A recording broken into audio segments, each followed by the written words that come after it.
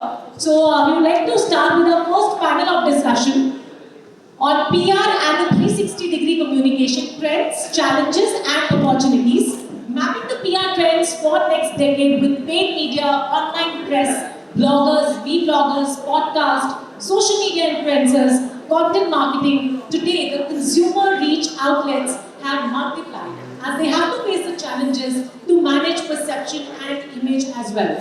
So what are the challenges? The question is this: how have communications agencies and PR professionals evolved with time, and what more they could do? What are their strategies for a win-win situation and opportunities they see in the next 5 years? Is Gen Z, the next generation of consumers, breaking the record for being exposed to the internet, where digital PR and digital marketing dominate? So to have the answers of all these questions, we have a esteemed panel of experts with us. You can see their names. I would like to welcome first of all Mr. Ajey Maharaj, who is the Group Head for Corporate Communications and PR, Fortis Healthcare Limited. Please welcome, sir. We have Ms. Apeksha Mishra, who is the Head of Communications and Content, Policy-bazar. Please welcome, ma'am. With a huge round of applause, I would like all of you to welcome all our esteemed experts because they are going to share some tremendous things, fantastic things with us on stage. We would like to welcome Mr. Amit Nanchahal, Associate Director of Corporate Communications, PepsiCo India. Please welcome Amit. Yeah, ma'am, very nice. We have Ms. Amandeep, Arora, Head of Communications, EnKash. Please welcome ma'am. We have Mr. Manu, Kumar, Head of Marketing and Corporate Communications, Hero Electric Vehicles. Please welcome sir. And I feel immense pleasure to welcome Mr. Syed, Abbas, Akhtar, Chief General Manager, PR and Brand, BPCL. We would like to welcome you on stage. Alright, please welcome sir. And to chair this session, we have Mr. Abhishek Gulyani, the CEO, HK Strategies. Please welcome Mr. Abhishek.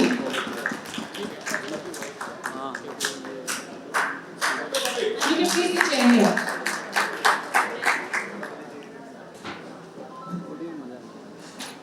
I'm so sorry for the inconvenience.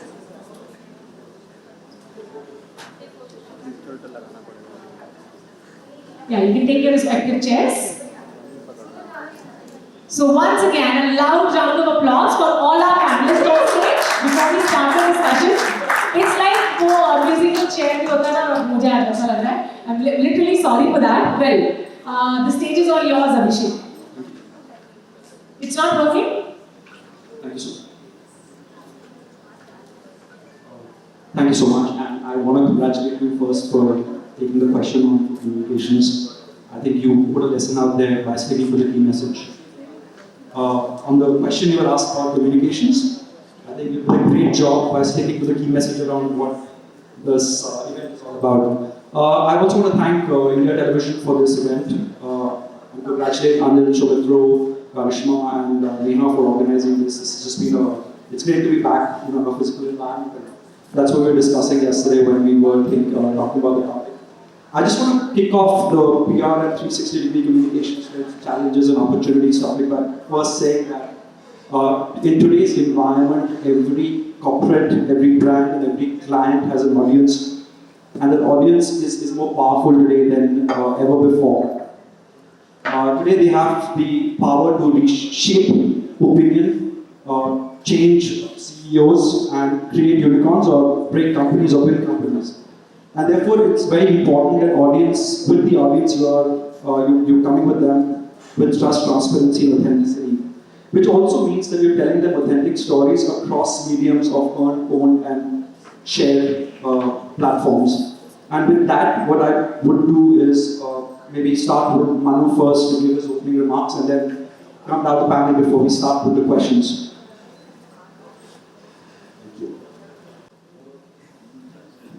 So, what has happened is that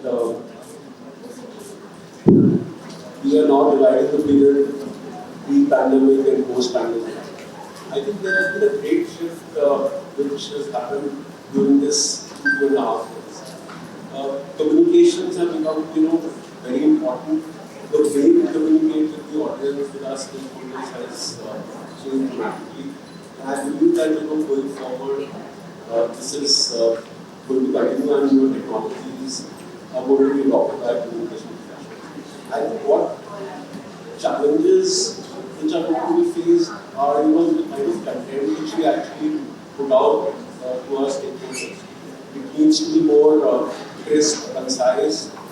The mediums of communication or the way the consumers are actually consuming the content has also changed, and communication professionals will have to be very wary of that to ensure that though the communication has to be consistent, but also make sure that what you put out to each stakeholder and the medium we are using to put out that communication has to be tailor-made for that medium itself.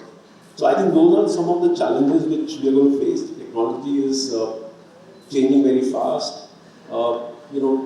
Agencies as well as the corporates will have to adapt to those challenges and newer mediums which are coming in. So I believe that exciting times ahead.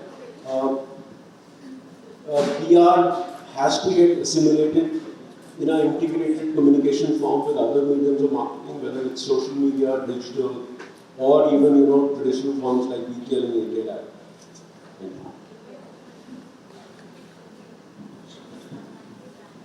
I think for the PR it's going to be very, very tough and very challenging times ahead, because the way the traditional PR is changing and how the digital formats which are coming up and how we will have to adopt the digital technologies which are in place. So that's going to be a very challenging time for everyone and all the people who are planning to take this as a career. And very good opportunity also, because it will be a 360-degree communication what we are going to look at. So that's going to be important and very challenging, and I think that's the way forward, and we all have to be very digital savvy also if you want to continue in this PR domain. The one shift which I would like to impress upon here is that other than the technology, the empathy in the communication has been dominating post-COVID.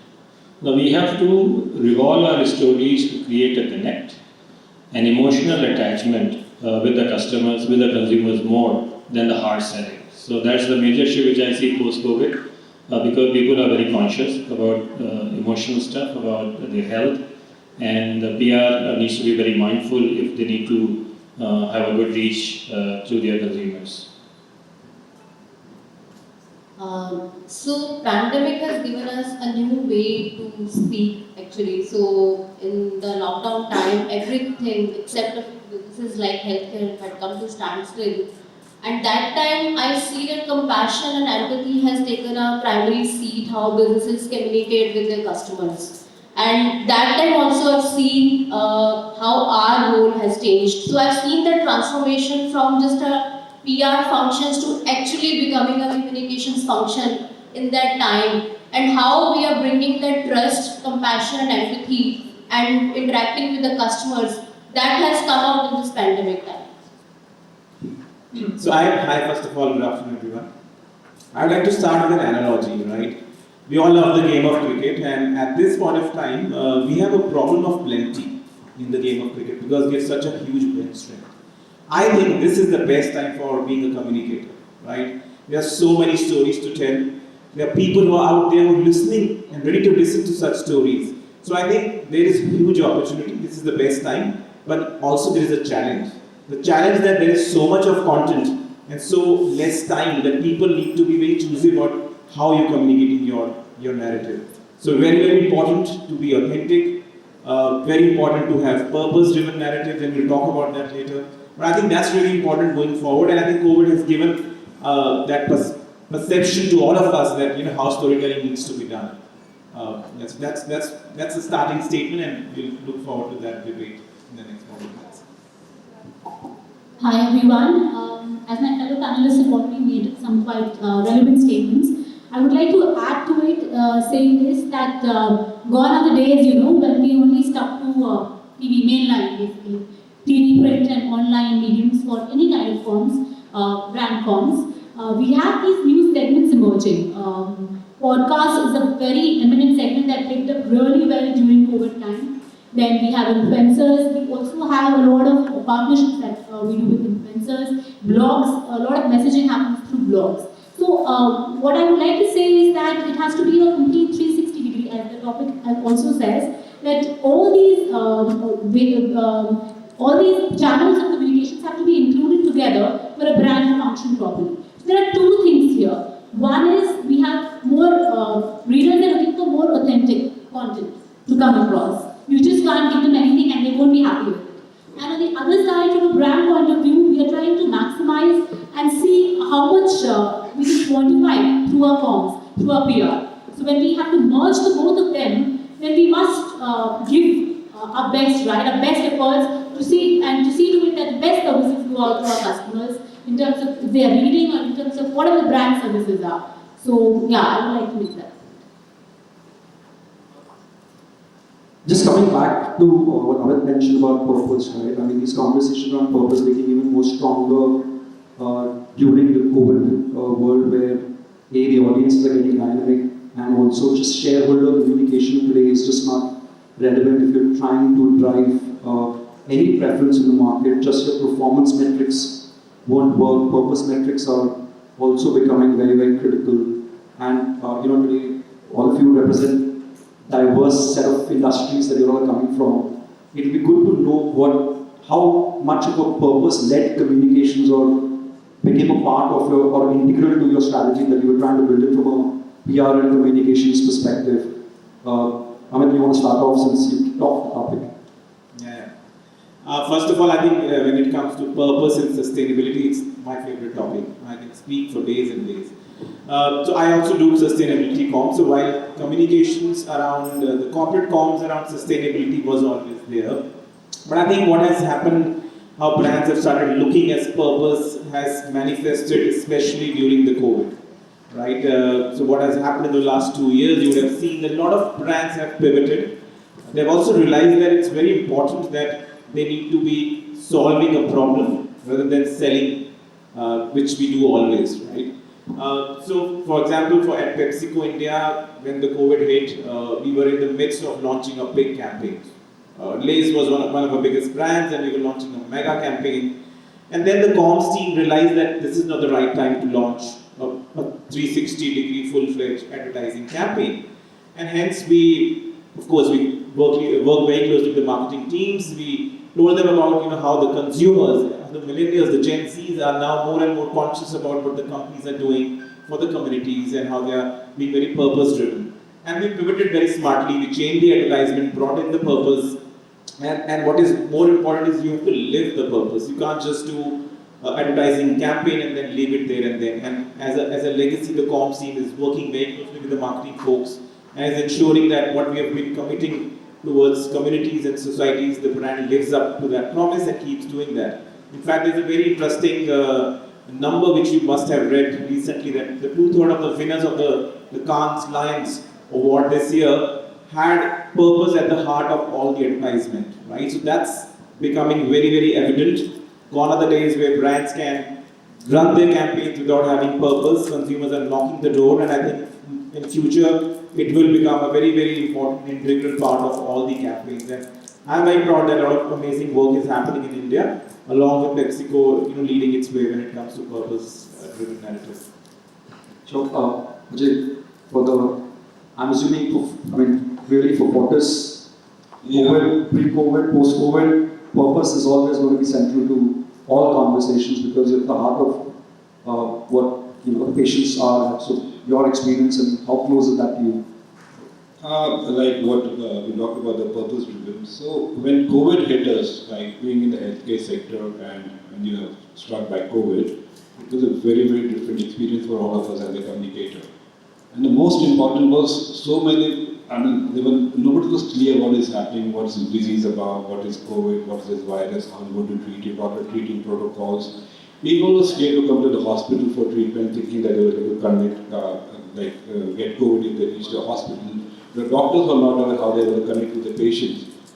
What they're going to do, how they're going to connect the patients who are ongoing regular treatment for the chemo or other issues like dialysis and all that, how they're going to continue the treatment. That was a major challenge. And how do we ensure that we educate the masses and the patients and the people that fine, everything is there, but there is technology or maybe different communication channels we adopted, like social media was part of it. About Twitter was an example I want to share. Last year when we had this crisis for when in the month of April, when there was no oxygen supply was very limited, and there were more than 300 to 400 patients who were on oxygen supply, and they were on oxygen ventilation. And at the time came when we were left with only 45 minutes of oxygen supply. So everybody was scared what was going to happen because the trucks were not, there was some border issue regarding different things. So we used the Twitter platform and we tagged the ministers, we tagged the Prime Minister, the Home Minister, everyone, and that really helped. And it was ensured that the oxygen reached our hospital at the right time. So that's the power of Twitter, what we talk about the influence, and every media house and every channel connected. And they also tweeted, like when we say like, if somebody can retweet your objective or maybe your communication. And also like education of the people, like this is like COVID is there. So you come to the hospital, we have got a separate section for the COVID and non-COVID. So that was also important for people to have the kind of that faith that hospitals are secure and we can go ahead with our treatment. So a lot of innovative ideas were done. In fact, the doctors are not very tech savvy. So most of the doctors are old pattern and they don't want to go for the digital one. So how do we educate them to go for that? We launched a teleconsult. And we had an astounding, the outcome was brilliant. Like most of the doctors, most of the patients, in fact it helped people from the other tier 2, tier 3 cities also, when they could connect with top class doctors in India. So that also helped, and doctors like what could have happened in the next 5 to 10 years for the digital transformation to happen in 1 year. And people were able to utilize the digital platform, connect with the doctors, continue with the treatment. And that's what the communicators, as a communicator, we played a very crucial role in ensuring that people are aware, using the right platform, the media, social media and everything. And that's what really helped us. Manu, you want to talk from our electric? Sure. So, my company is into sustainable mobility. So we already have a purpose going into our, business. But I think, before I come to that, I want to make a point. I think is that, let's not make purpose a fad, because green products, eco-friendly products, everybody wants to like that, because that's the right thing to do. But I think, as you call it, greenwashing is a huge thing because now consumers are also getting very, very, they know, when the company is actually, talking about, purpose built into their products.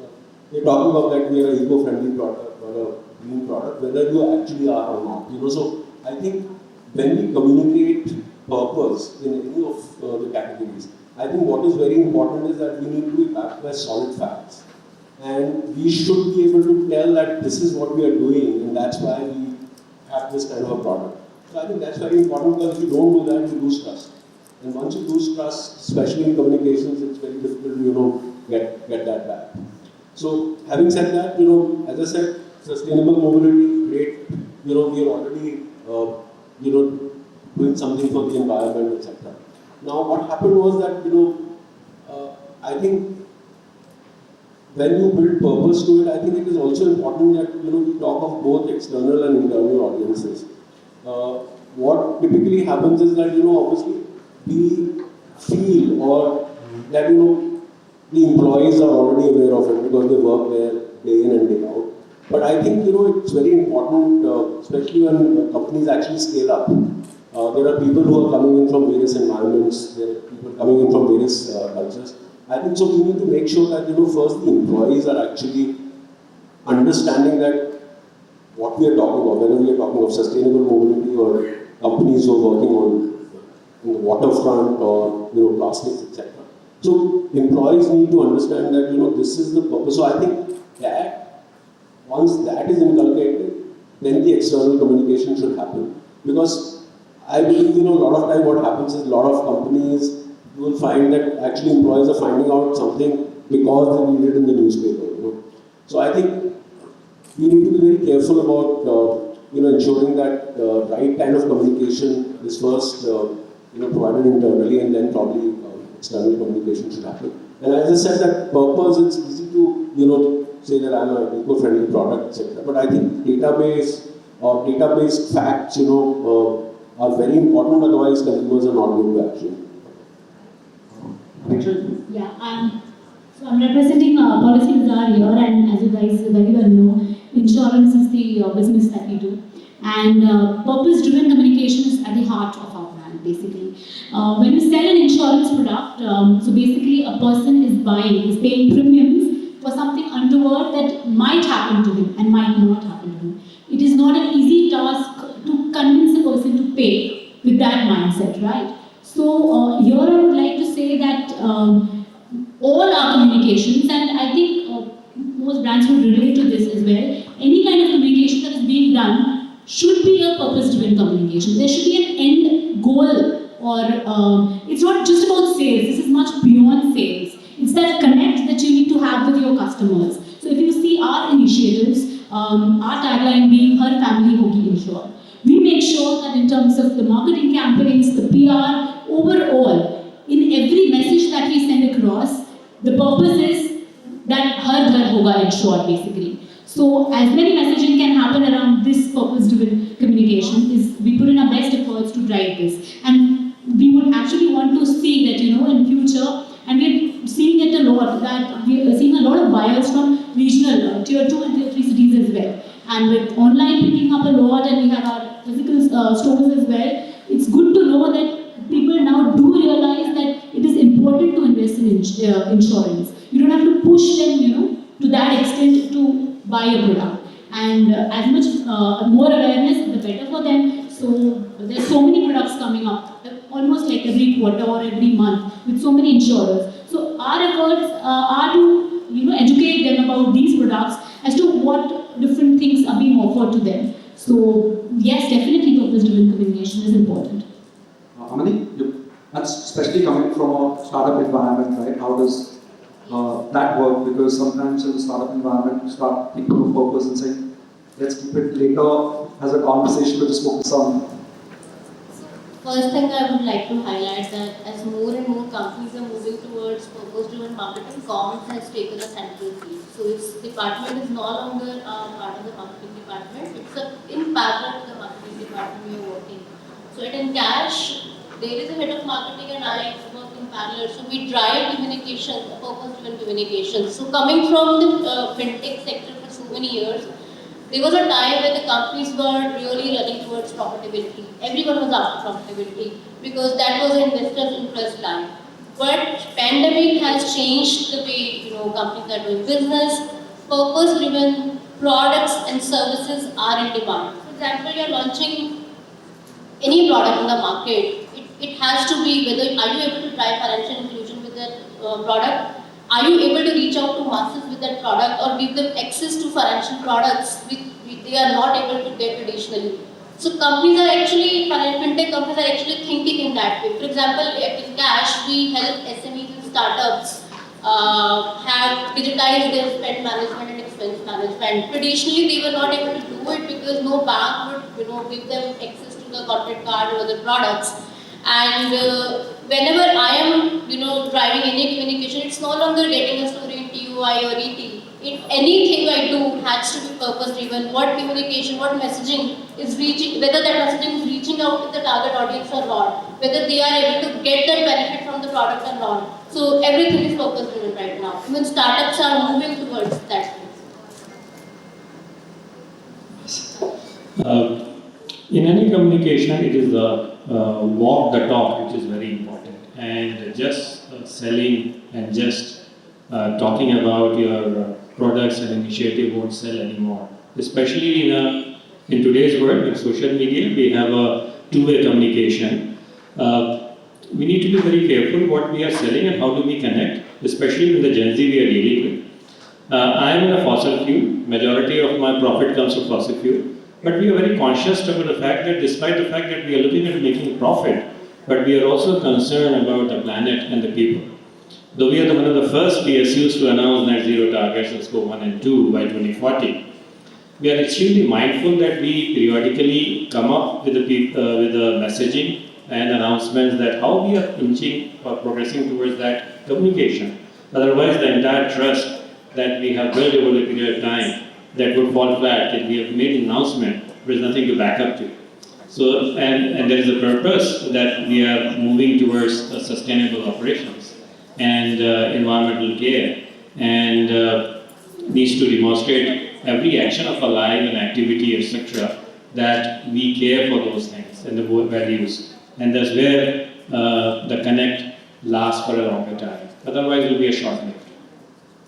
I want to add. Sorry. Manu had touched upon a point that employees need to be in sync with the purpose-driven communication. So before doing anything externally, whether I, as a communicator, able to convince my internal audience for that purpose or not, that is the most important thing. Because they are the best brand ambassador when you want to drive a purpose-driven communication. So everything starts from the internal communication, then moving to the external communication. You killed my follow-up question, but I'll come back to that later, but I want to just start, Abbas, you were the last one, so I want to kick off with you this time. There was a lot of conversation among panelists here about content and being authentic content, right? But with that authenticity, there's also the movement that's coming from traditional to more shared, own, paid formats, right? And how do you, therefore, from a future trends perspective, things that you're witnessing on content, the content strategy, and what should be your strategy when you take it to the market?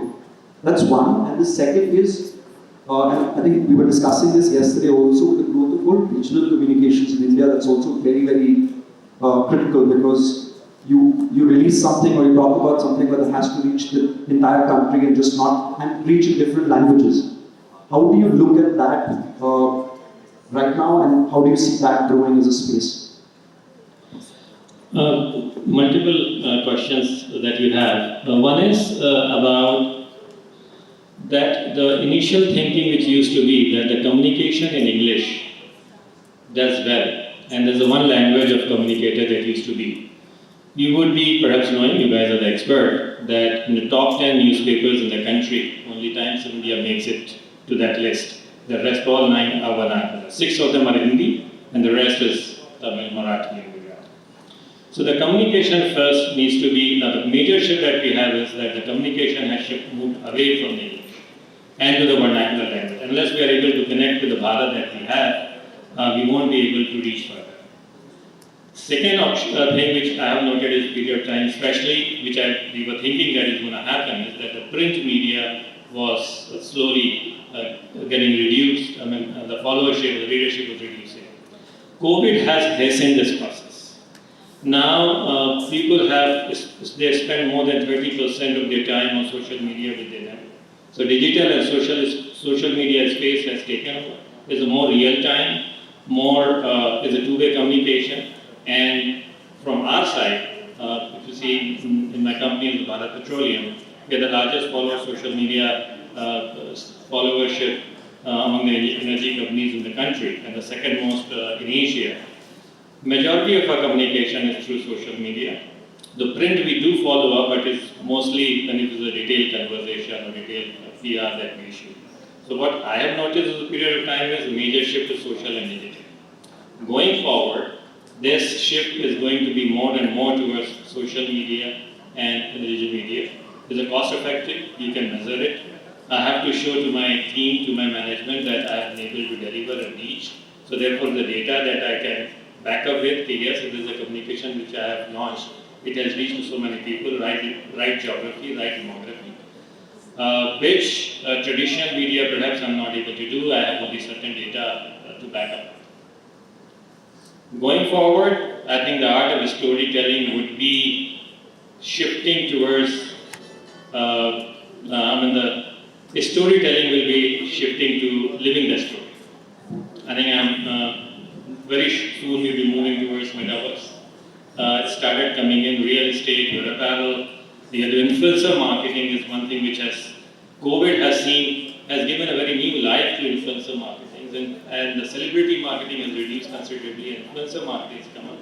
Now, influencers using their social media platforms to communicate, rather perhaps they would engage on a metaverse with their consumers. So, it's moving very fast. I think it's a big shift that we are looking at. Next 5 years will be a very, very different communication style. Let me bring you into this conversation about your audiences and how do you look at content and formats of content, because in your case, I'm assuming it's more Gen Z's, younger audiences who are looking at videos and short form videos and it's evolving all the time. How are you looking at it? Yeah, so like with our brands, I think there is a mix which we use as an approach. For our brands, owned media is also playing a very key part because a lot of Gen Zs are coming on our social platforms and engaging with us.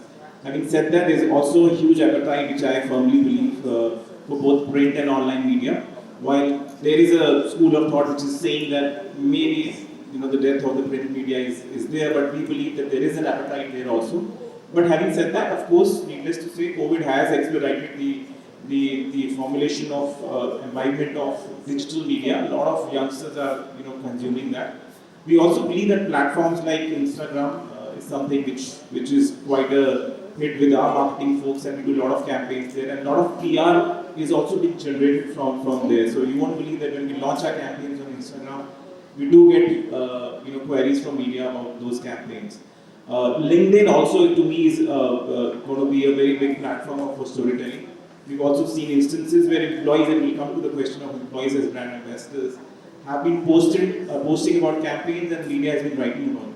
Especially few campaigns which we don't advertise formally are being picked up from this. So I believe there is a scope for both earned media, which is very important, owned media, which you have seen how it's been used globally, and now in India we were discussing yesterday that how a lot of companies, especially startups, and I come to you, that a lot of startups have started talking about on their own channels, and that makes news, right? And then of course the only thing which I personally don't believe in, our organization doesn't follow is paid media. We don't believe too much in paid media because we believe as communicators and authentic storytellers, you should be able to do your job well. So it's largely owned and earned media, and of course digital and social. So a lot of work happening on social platforms, Insta and Facebook, and also LinkedIn, especially being leveraged by employees. Manu, I want to bring you in with this specifically from, if you could just kind of give this answer around how your audiences are, who your audiences are, and how do you look at content, but also Hero itself would have a global audience too. When you come into launch something, there are various markets that you look at for the launch. So how do you look at content strategy from India to the global market and then cut it across the platforms that you spoke about? So I think one of the things what is happening is that this is a time of omnipresence. Brands are present everywhere. So when you communicate, you have to communicate or reach out to that audience in that manner. So when we look at content, you will have to, especially if you're looking at communication, I believe that today there is no particular, set in marketing which you can say that we can do it independently. It's like an integrated marketing approach has to be taken. Even when you're doing pure PR, gone are those days that when you just do a press release and that's it. Today you have to back that up with relevant, audio, visual, videos, etc. on various videos, which if somebody reads my release or my communication, they would like to actually, know more about it. So that stuff has to be there, whether it's a video on YouTube or you do something on social media, Instagram, etc., depending on where your audience is. So I think integrated approach has to be there. That is number one. Second is, there's an old adage, dikta hai wo bikta hai, especially in the retail. I believe that, that is very, very true even when we talk corporate communications or, public relations. What is also happening is that, brands which are present across India, you will have to talk to the people in their languages. Regional languages have their own nuances, and, communication agencies and, brands will have to understand. They will have to ensure that you speak to your audience in their languages, the way they talk, behave, etc., or consume. So, for example, look at Moj and Share Chat. So regional stuff is happening there, and they are doing really well.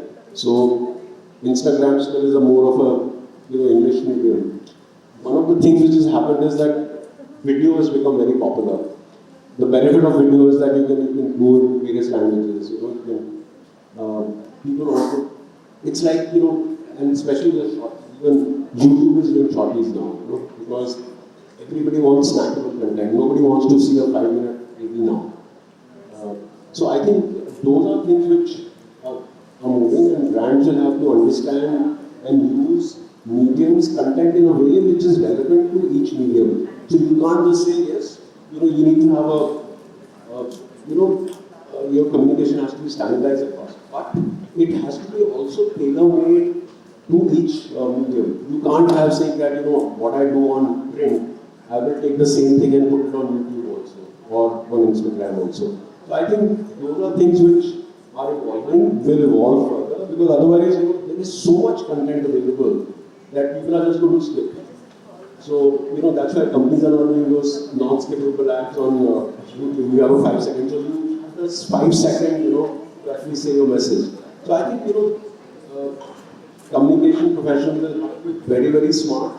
It's not just about writing a good press release today, but writing it in maybe 2 lines, to communicate what you want to say. So I think those are some of the stuff which I also agree with that print is not going to die down for a simple reason till clients don't want that हमें print में चाहिए. So तब तक that is not going to die down because everybody wants to be on the cover of Fortune and Forbes or have an article in India Today, etc. etc. So I think it will slow down, but it will not die till the clients keep demanding it, and that's how agencies also that Cat A publication and Cat B publication. So I think it's for us to decide which medium we use. So on a lighter note, you mentioned clients, right? This agency to clients or clients to clients or corp to clients and so on. So you want to clarify because we spoke about it quite a bit. So I'm saying that clients, the brands, typically want that. That's how it is, When we also talk to the agency, we say that, digital will dictate what happens on print, we understand it's dying, not many people are reading it, but yeah, that's how it is. That's the reality of life. So I think, we have to evolve together. And I think at the end, it will depend where the consumer is. If they move back to print, they move back to television. If they watch cricket, you have to advertise on cricket. It's as simple as that. That's why. And one of the things, just take one more minute about influencers. So I think what that has done, digital has done, is democratize the communication scene. Earlier, it used to be if you have an ad agency or a PR agency, they will be able to get that space. Today, brands are using influencers, which has nothing to do with PR agencies. So I don't need a PR agency. In some cases, bigger brands are actually using their leadership to actually. So, for example, Tesla's doesn't have a advertising and marketing spend at all because Elon Musk is the biggest brand. That's where they have. Whatever he writes gets millions of views and reads. So I think that is where we're moving. I want to bring Ajey into this in terms of content with trust, because both of you have to communicate with a lot of trust, transparency, and authenticity has a completely different meaning for your sectors. Do you want to answer from how do you look at content and then take it forward across platforms? Ajey, you want to start and then? If I say that if the content is the king, the context is the god. That's what I feel. It's important to have the context in place and the content follows. If you have the right approach, the right audience, whom do you want to connect, what's the message, then the content works on it. So it's important, like everybody's talking about the various platforms, we have to have a 360-degree integration of all the platforms, all the channels, everything's going to work. It's important to have the right context and the right content. I think that's going to be a major thing for the future. And like we talked about the press and people want to see them on the front page. During the time we see the return of investment. Why people want to see themselves on Times of Business? Only because it's still there and we have. If you actually see the print doesn't have that kind of a life like what we have on digital platforms. The digital platform has a much longer life, shelf life than it concern what we have on the print. So it totally depends how this thing is going to transform.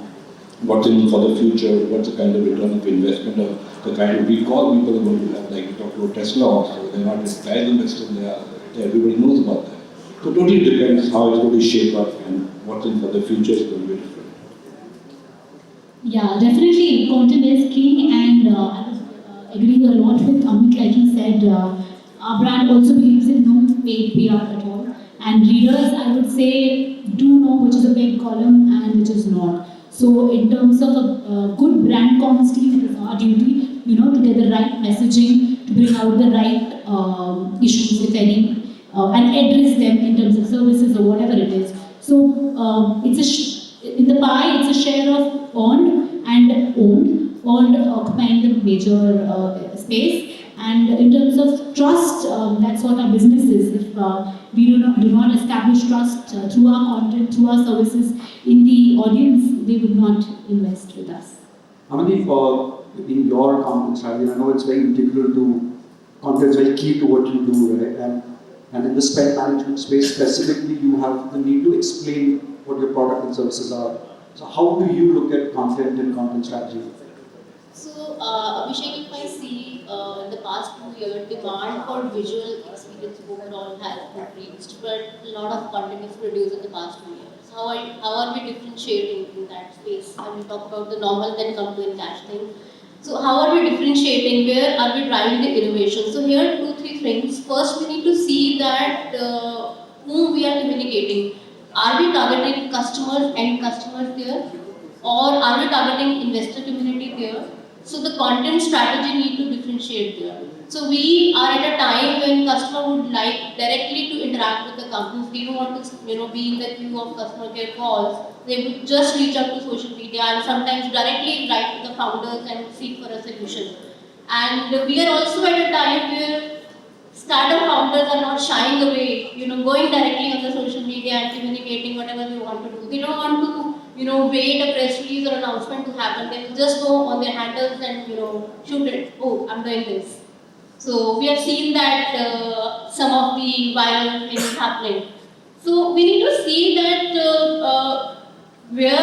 what is our target audience there and how we are communicating. I will give a couple of examples. So when this first lockdown happened and moratorium was announced, and a lot of people were worried whether this will impact their credit score. So I was not with EnKash that time. And a lot of queries were coming to us on the credit score. And what we decided that let's have a webinar, not just for our partners. Let's invite all our prospective customers and current customers on that webinar and invite media also there, because media were also asking these questions, and have a discussion, open discussion, where customers are able to ask that question and how it is impacting their credit score. So that was one of the new age media we used. So earned media was given preference at one point in time, but I've seen owned and paid media taking the seat also now. So I remember one of the journalists in the leading financials asked me, I read this thing in your blog, and I'm referring to the blog and coming back to me with a query to you. So when we were announcing our 9 monthly results, we thought that okay, we are doing traditional way things, we are doing interactions and doing a press release. Let's have nice infographics and release it on social media. Let founders also do that. So there are various mediums happening, and EnKash, since it's a business to business thing and more storytelling, one-on-one communication is a better way when we are dealing with the business. Manu, I want to bring you in now. We spoke about authenticity, we spoke about purpose. That puts leaders of organizations at the forefront of representing the story outwards, right? They look upon various platforms. How do you look in your organization, the story around how leader communications should work? And where do you see that heading from a trends perspective? So I think, first of all, we need to understand that it is important for leaders to be present, but I think it is also important it depends on each individual how comfortable they are. It should not look put on, because a lot of leader communication is also being managed, leadership communication is also being managed by agency or someone externally, So that person who's handling that account to understand, the personality of the leader, it cannot be true that you just put out that 4 lines every day you need to write on Twitter. So I think it's a very fine line. It needs to be very, very well understood, because anything which goes out from the leadership, and especially on external forum, especially like Twitter, etc., is taken up by the media immediately, you know. So it has to be, you have to be very, very careful, especially, you know, companies that are listed have that, you know, you need to be very, very careful. So I think it's important. A lot of leaders are using social very, very effectively and very well. Some are not. I would not like to name who they are, but I think everybody knows, you know. So you have to be very careful. It's important, but I think it also depends on the personality of the leader, how well they're able to articulate themselves, etc. So I think, in my opinion, it depends on, you know, how comfortable you are, what is it that you're putting out, how authentic that communication is, and then you need to, you know, balance that out with the brand putting out the communication and the leader, you know, supplementing that. I would like to add to that. So like Sir mentioned, reacting hastily to any kind of news or any kind of piece is the worst form of comms. And like you mentioned, listed companies, and I wouldn't want to name it, but if you guys remember, in the past few months, there was a company which had the founder was conveying something to its employees, and that got leaked in media just before the listing, which should not have been the case, right? So putting out tweets, without giving with a proper thought, hastily would not be the right way to go about. But yes, as a listed company, even more, we need to put in a lot of thought over it. So I just thought of this example. So in the interest of time, we have some questions left. So I'm going to share the questions across. But Ajey, let me bring in, because this was an important point that you were making about internal audiences and employee branding in terms of how employee comms is becoming very critical. So if you'd like to talk about what have been the learnings from a COVID environment and where you see that space happening. I think that's an important topic we talked about before also. Like internal comms, how do we connect with our internal audience who are our best brand ambassadors, like it was told before. So in the COVID, it was important to ensure that because we are in the healthcare and most of the employees are involved in treating and everybody was on lockdown, the staff was working, the paramedics, the doctors, everybody was working, taking care of the patients.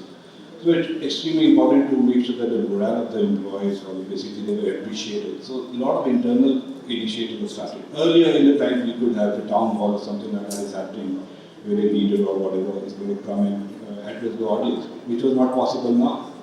So we had to be very innovative. So how do we ensure that the employees are connected at the time when all these constraints were they were not able to travel? Everything was shut. So that was something that internal count we looked at, introduced a lot of new mediums, new initiatives were launched, and employees were given the platform where they can come and talk about their stories. And that really helped them, basically made them a good brand ambassador. Also they felt proud about the stuff that our organization, it's not every time the media has to look at the story to say something good has happened in the organization. But when you get some your internal employees are happy about something, when you feel proud about their achievement, that really helps an organization to grow and to be on the right vision and plan. So quickly, at PepsiCo, what we've done is something very interesting. This is a insight took from a China operations where during COVID, they were not reaching out to influencers, but employees became your influencers because of the following, because of the kind of passion they have. So we started something called Pep Influencers, where we identified people in the company who were really keen to be part of brand ambassadors who don't want to talk about your brands, right? So we selected them, engaged with them, and now we have a bevy of influencers who are homegrown PepsiCo influencers who go and talk about all our brands and put it on all the platforms. So I think internal comms is manifested now from being a very cliched form of communication now to being able to reach out to more and more audiences in a very unique way, and social is one of them. So this is one example which we're very proud of, and comms is leading this agenda internally. Probably the last question before I come to the closing remarks. Abbas, you want to take that on in terms of the role of data and insights and how it's very critical for us to showcase business impact or measurability to what we do? Any activity which we do need to have a return on investment, and therefore communication and PR cannot stay away with this. It has to support, it's a supporting role for the marketing, it's a supporting role for the brand building. So any campaign that we do, the spend that we do in the marketing campaign needs to be measured, and therefore AI and the data plays a major role when we reach out through, and that's what I said earlier is that the post-COVID shift question is that in social media and digital space, when we launch campaign, there is a data layer. We know that we are reaching to this. There is a call to action. We know how many people have responded to a campaign. We know from which area the sale is coming in, and how and which demography and geography this campaign is doing well, both in terms of the campaign as well as the marketing. So when we look together and combine together the data, that gives us a good result. Okay, this campaign needs to be maybe repositioned or maybe redirected, and therefore where the data helps. If you don't look at the data for the campaign, there would be leakage, there would be loss. It will be very difficult to comprehend where we are heading. So for me, it's very important that you have to back up any campaign with the data. Amandeep, Yeah, so according to me, technology is like a bridge. Who would have thought before COVID that you apply for a loan and get disbursal in your account in less than 24 hours? So technology is able to do that. So when it comes to in the comms, a lot of trend spotting, social listening, consumer insights, are happening because of the data analytics and technology. And where do I need to spend that money? I can do it with the help of technology. For example, what not just media is talking about me, what customers are talking about me. So it is a time where the customized messaging needs to go out. That is all happening with the help of technology, that which customer needs what. Do I need to change my messaging? And where do I spend more to drive the maximum benefit? Technology is helping in all these things. Yeah, so for tech companies, data is key, right? So I would like to say at Policy-bazar, what we do is, for example, in terms of, we have a lot of webinars that we post and we call our customers onto the platform and we answer their queries live. It's done domestically, it's also done inviting NRI customers because we have a business there as well. So what we do is, we make sure at the end of it that if we have hosted a session, we would like to know what is the kind of API we generating post the webinar, right? And not just webinars, digital influencers. Every month we do a lot of videos, a lot of stuff with them, but we keep a count on what kind of AP again have we been able to generate, through that session or whatever it is. And as mentioned by Amandeep here, it is very important to see what your customer is trying to tell you. So when you have these sessions, direct sessions with them, you can customize your offerings, be it brand, marketing, PR, whatever it is, or your services that you have, so that it all falls in line, and offer best service. So probably the last question I would just start off with you, Apeksha. 5 to 10 years, trend that you see will finish off and the trend that you think will come out shining? So I've been a TV person before this, and while my heart lies in television core, I'm still sure that the charm of print is going to stay here, no matter how many reels, videos, and whatever comes up, but print is going to stay. The trend that's going to... The trend that's going to... I think it's more of mobile, everything is there at your fingertips. So the most easily you can access things. For example, if we are releasing something and we make sure that people can have access to it, in one go, they'll prefer that brand more in terms of different channels. Oh, very interesting. So for me, I'm very, very confident that next 5 to 10 years, metaverse will emerge as a new digital economy. We've seen that globally. We've seen what Pepsi did globally, Nike did, and recently the Australian Open, how they reinvented with metaverse. So I think that's going to be pretty big, and it's going to blow up in India in the next 5 years. What's not going to be there is little convoluted answers. What I feel is that brands were thinking that they could run away with campaigns without thinking about communities and purpose. I think next 5 years you hardly see any brand doing any campaign without a purpose in it. And I think as consumers, we all love it and we want it. And that trend will definitely not happen in the next 5 years, is what I feel. So I see influencer marketing emerging is a big thing, and going forward, smart use of owned media would be crucial. and along with that internal communications, because employees are becoming the best brand ambassadors for any company. So that I see the trends going. Very briefly, since the next Gen Z is going to consume more and more, digital is going to be a shift. I disagree that the print would stay. In my opinion, the print is on a decay and decline and would eventually go out. Metaverse is a reality, and I think it would be sooner than we perhaps anticipate at this point in time. Apeksha came in defense of print. She never said we go. She came in defense of print. She thinks print will stay. It will not stay. I also think the traditional mediums are going to stay, but it's going to be shrinking. So because of the more and more digital penetration, more screen time, what people are consuming, like we talked about the digital and the mobile and different apps, we like to look at the news on our different apps. It's just very, very fast and very dynamic now. So same way our communication strategies have to change, have to be very quick, very crisp, very clear. And I think the digital is going to be something which we have to look forward to, but I think the traditional ones are also going to be there. So I think, everyone will have to make their content depending on the size of the screen. Because if you're talking of digital. So that I think is going to, will have to happen. I also believe that, content in the regional languages, specifically in case of India, has to be there. I think regional is still a category which not many people are using effectively. I also believe that print is not going to die away. It may reduce substantially, but it will still be there. People have talked about metaverse. I have a different viewpoint on that. I feel that it's just another medium. It will again depend if the consumers actually take that up. In India, if you still look at it, there are a lot of people who still don't know about metaverse. It's a very urban phenomenon. About it, but I believe I'll probably hold my viewpoint on that. Thank you. This question itself brings a lot of side hustles to happen on topics.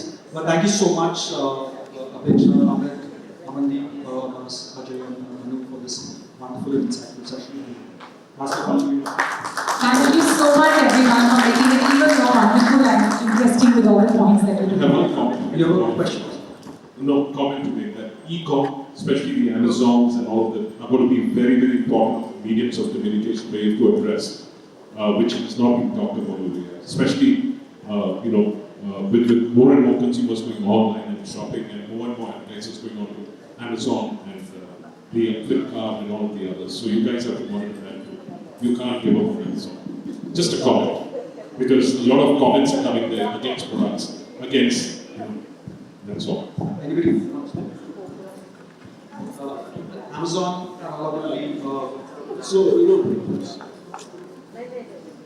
you're right, because if you have 1 crore people visiting that platform, so I treat that, at least in my sense, as an advertising medium, and they are also monetizing that. So yes, nobody spoke about it, but yeah, that is a medium. But I thought we were talking about more communication. But yeah, from the marketing standpoint, yes. Users give their comments over there. If you go back and see, they give their feedback. So ORM, if you want to talk about it, is going to be very important, yes. Whether it's on because sentiment analysis is one of the points which you were talking about, the data. I think one of the things which digital allows you to understand the sentiment analysis of the consumer. What the consumer is thinking. You may think that everything is hunky-dory, but I think so that's very important. Whether it's Amazon or Twitter or LinkedIn, I think it's especially e-com, not Twitter. Sentiment analysis is different. I'm saying when I'm shopping on Amazon, I look at what rating the user is giving, then I decide whether I'm buying it or not. Then I look at user experience. So I don't think the companies are really looking at that aspect. The communication agencies, you have to get onto that, along with your marketing, the brands which are there. It's not just the small brands, but it's also larger brands. I think the representation of that is coming more towards digital agencies, and of course, as Manu rightly said, it's falling more under the ORM space where it's being monitored. Probably some of the clients where we're working with ORM, that's more in the gaming space and other space. I think boils down to that, but you're right. What did you want to add? In the healthcare this is a major challenge that we have. So what he's saying is you can look at it for sure, and that's what we will take care of.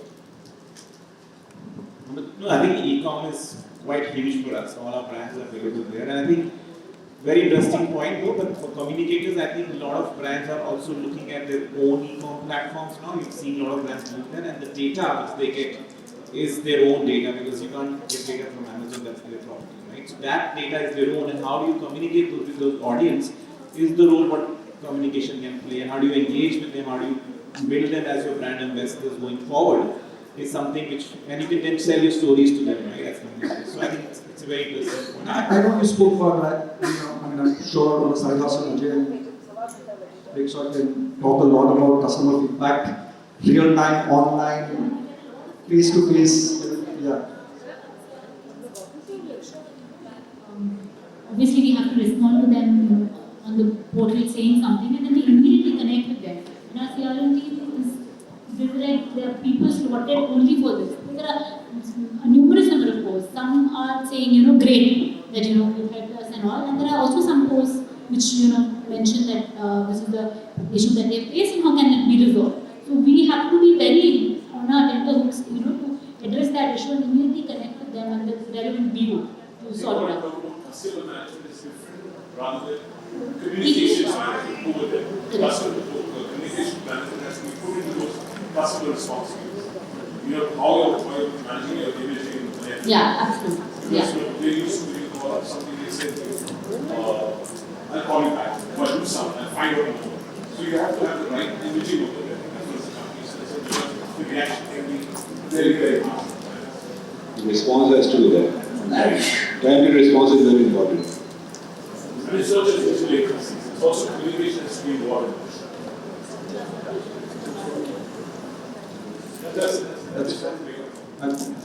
Thank you so much, each and everyone, for making it even more wonderful.